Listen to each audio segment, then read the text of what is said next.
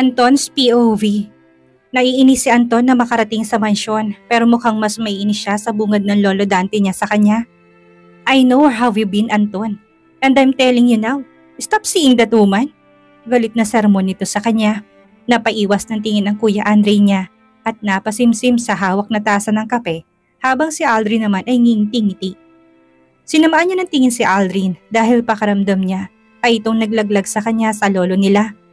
Whose woman? Wala akong babae lo. Tanggi niya kahit pa alam naman niyang detalyadong alam nito. Mapakla itong tumawa. Don't make me fool, Anton. Hinayaan na kitang mag-enjoy. Harapin mo naman ang responsibilidad mo. Madiing bigkas nito. Pumikit siya ng mariin. Saan bandang sinabi nitong pinabayaan siyang nag-enjoy? Walang tigil nga ito sa pagtawag kaya't napauwi sila nang wala sa oras ni Jewel. Naiiling siya matapos maalalang asawa. Kung wala lang talaga ang tatay ni Margie sa coffee shop nito, kanina hindi siya nagpapigil na hagkan nito. Kung pwede nga lang hindi na siya umalis sa tabi nito.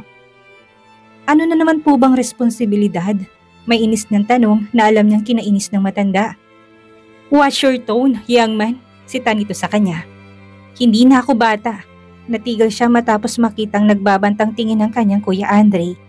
Tumikim siya tuminga ng malalim kahit pa nagwawala sa inis ang kalooban niya. Fine, what is this meeting all about?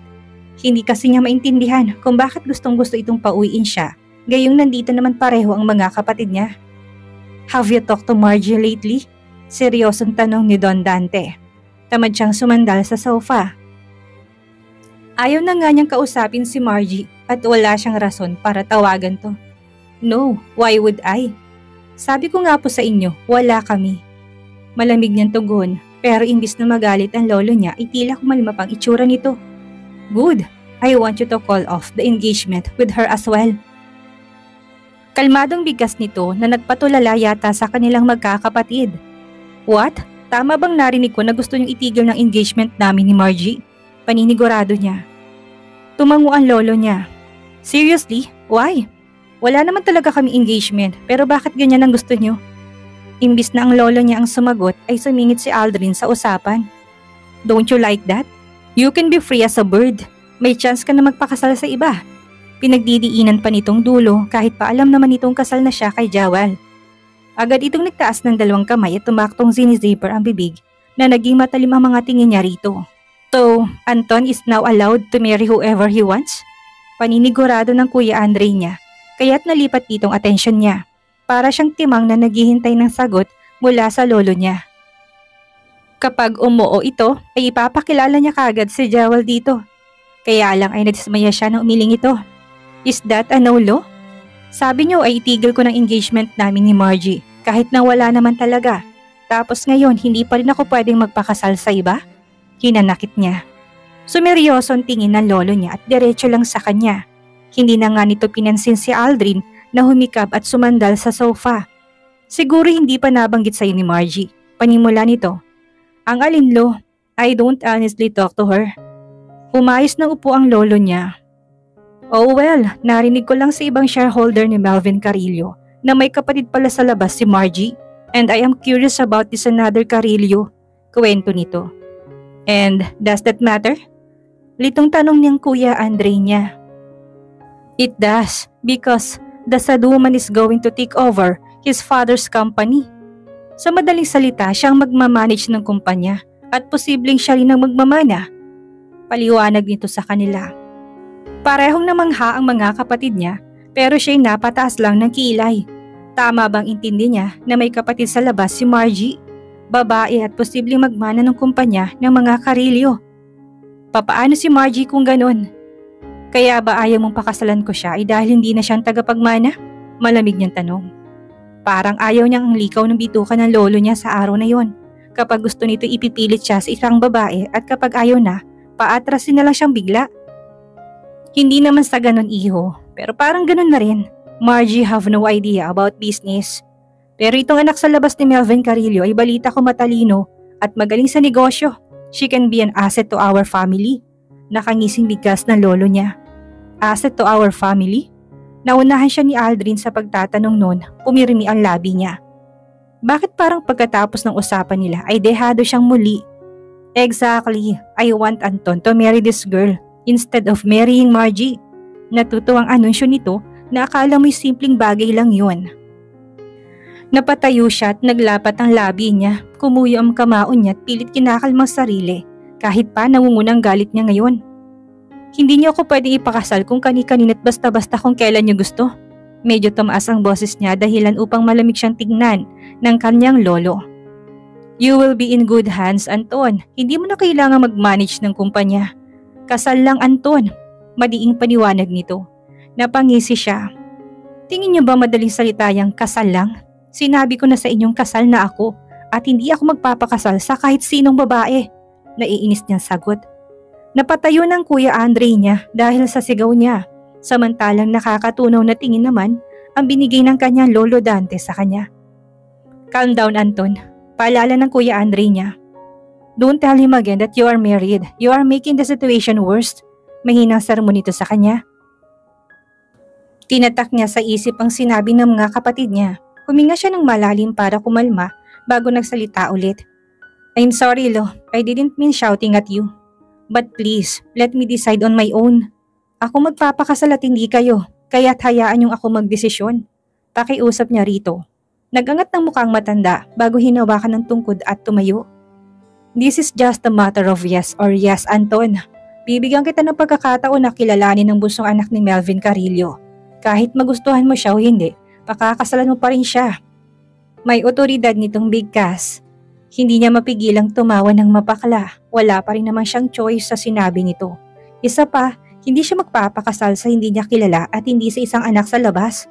I can't do that. You will, Anton. Madiin nitong Big Cass. Bukas sasama ka sa meeting. Ipapakilala ni Melvin ang bunsang anak niya. Huwag na huwag kang mawawala kung hindi wawakasan ko ang pagiging Montero mo. Madiing bantari nito sa kanya dahilan upang mapamura siya ng bahagya. Jewel's POV. Ano ka ba, Jewel? Meeting lang naman. Ipapakilala ka lang. Hindi ka pa naman isasalang sa trono. Sita sa kanya ni Nina. Hindi kasi siya mapakali. Hindi nga siya makapaniwalang umuo siya sa ama niya para maging parte ng kumpanya nito. Ngayon ay nag-schedule to ng meeting ng mga shareholders nito upang ipakilala siya. Hindi ko yata kayang humarap, Nina. Saka paano kung nandun ang mama ni Margie? Tsak na magagalit yun. Pag-alaala niya, hindi pa nga siya umaalis sa coffee shop sa kabang nararamdaman niya. Sira, ama mo na nga lumalapit sa'yo at nakiusap, aatras ka pa? Yan na nga ang sign, Jewel. Deserve mo rin yan. Pabayaan mong mama ni Margie, asawa lang siya, anak ka. Pagpapalakas loob nito sa kanya. Maliit siyang nanguso. Oo at may negosyo siya pero iba pa rin ang usapan kapag malaking kumpanya na. Marami din ang dapat mong pakisamahan at isaalang-alang. Huwag kang malungkot dyan, girl power lang. Uuwian ka pa mamaya ni Sir Anton. Ay! Tinusok pa nito ang tagiliran niya. Napairap siya matapos nitong banggitin si Anton. Hindi nga ito umuwi at hindi na siya aasahang uuwi ito mamaya. Malamang ay nagpakalunod na naman yun sa dagat. Nasa sariling mundo na naman niya ang lalaking yun. Inis niyang bigkas. Ano ka ba? Huwag kang masyadong clingy. Baka iwan ka nun. Paalala pa ng kaibigan. Napangisi siya bigla. E di mas maganda. Maya-maya nagpaalam na siya kay Nina at pumara ng taxi. Tahimik siya sa biyahe at tanging dagunglong na puso niyang naririnig. Sasaya siguro siya kung sasamang lolo isko niya ngayon. Tsak na una ito sa matutuwa. Makalipas lang ang halos isang oras ay nakarating na siya sa tapat ng kumpanya ng kanyang ama. Pagkatuloy pa lang ay bumungad na sa kanyang iilang empleyado. Lahat ay abala at hindi man lang siya pinansin. Dumiretso na lang siya sa elevator. Tumitig pa siya sa salamin at inayos ang suot niyang pambabaing three-piece suit. Medyo hapit yun sa kanya at kita ang kurba niya. Pero tingin pa rin niya sa sarili niya ay para siyang suma na binalot kahit pa hindi naman sobrang taba niya. Maliit siyang napanguso pero kagad na pinaskil ang ngiti nang lumabas sa elevator. Ginitaan niya pa ang iilang empleyado pero halos mapatigil siya sa paglalakad. Matapos matanaw ang matandang Montero na papasok sa conference room. Umawang ang mga labi niya, sinigurado siya si Don Dante yun, ang matandang kaibigan ng lolo isko niya at tumulong sa kanya. In short, ang lolo ni Anton. Biglang kumabog ang puso niya at gusto na lamang umatras. Malamang na kapag nakita siya nito ay makilala siya nito kaagad. Ang malalay baka nandun nasa loob si Anton. Hindi sila pwedeng magkita. Hindi to pwedeng malaman na anak siya ni Melvin Carrillo. Lalong kumabog ang puso niya nang akmang lilingon ng matanda sa kanya. Agad siyang tumalikod upang hindi nito makita, ngunit tila pinahamak lang niya lalong sarili. Kitang-kita niyang paglabas ni Anton mula sa elevator. Hawak nito ang cellphone at tutok doon ang tingin na pinagpapasalamat niya. Agad siyang nagyukot gumilid, ngunit muntik na siyang mapasigaw matapos maramdaman ang pag-vibrate ng cellphone niya sa loob ng kanyang bag. Oh my! Why isn't she answering? Tila stress na pagkausap ni Anton sa sarili nito. Napapikit siya ng mariin, malamang na siyang tinatawagan nito. Mas naglakad siya pagilid, ngunit kumawala ang mahinang sigaw sa kanya na mutika na siyang matapilok. Bakit ba naman kasi siya naglalakad ng nakapikit? Maya-maya natigilan siya matapos maramdaman ng presensya sa gilid niya. Amoy pa lang nito'y alam niyang si Anton yon. Kinagad niyang ibabang labi. Huwag mo sabihin nakilala siya nito. Are you alright, miss? Seryosong tanong nito. Para itong napilitang magtanong, tila hindi lang kayang baliwalain na muntik na siyang natapilok. Ang kaso, hindi siya makasagot. Kapag nasalita siya, tsak na makikilala siya nito. Anton, come here now. Dinig niyang tawag dito ng matandang Montero. Pinagdarasal niya na iwan na siya nito, ngunit lalo lang itong lumapit.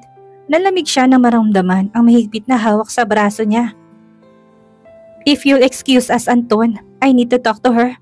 Malamig at madiin na bigkas ng mama ni Margie bago siya hinila palayo doon.